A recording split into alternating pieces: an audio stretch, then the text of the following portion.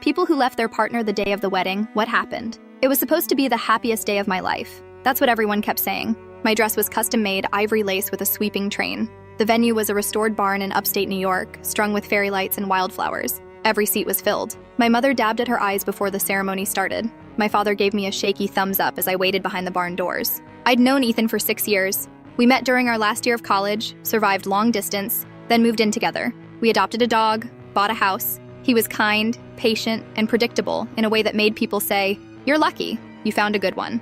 And I did feel lucky most of the time. But I also felt something else. A dull ache, like a seatbelt pulled too tight across my chest. The night before the wedding, I couldn't sleep. I kept going over everything. The guest list, the vows, the way Ethan had laughed a little too hard when his brother made that toast about finally locking her down. I told myself it was nerves, that every bride feels like this, that cold feet don't mean anything.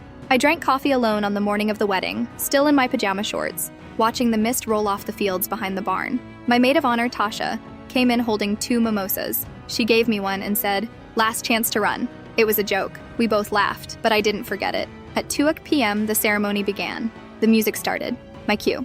I stood at the doors, heart pounding, bouquet trembling in my hands. And then I heard it. Ethan's voice, just behind the partition near the altar. He was talking to his best man, laughing. "You nervous?" his friend asked. Ethan snorted. "Nah, I mean, we've already done everything married couples do. This is just paperwork and pictures." The friend laughed. "Hope she's worth the student loans." "Too late now," Ethan said. My stomach turned. I wasn't supposed to hear it. It wasn't cruel, not exactly, but it hit me harder than anything else had. Like I was just a line item, a formality. I stepped away from the door and walked into the bridal suite. I locked the door behind me and sat on the floor in my dress. My hands were shaking. Tasha knocked after a few minutes, whispering my name. "I can't do this," I said. There was a long pause. "You sure?" "Yes." She didn't try to change my mind. She sat with me, helped me get out of the dress, and handed me her car keys. I texted Ethan a single sentence before I left. "I'm sorry, but I can't marry you." He tried calling.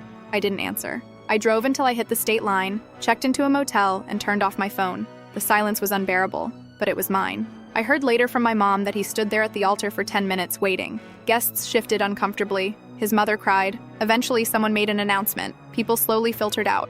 The caterers packed up untouched trays. My dad paid them in full. I stayed in that motel for 3 days. Then I went home, collected my things, and moved into a sublet I found on Craigslist. I didn't talk to Ethan. There wasn't anything left to say. It's been 4 years now. I still think about the wedding sometimes. The dress is boxed up in my mother's attic. I never tried to sell it. People always say weddings are about love, but sometimes they're just mirrors.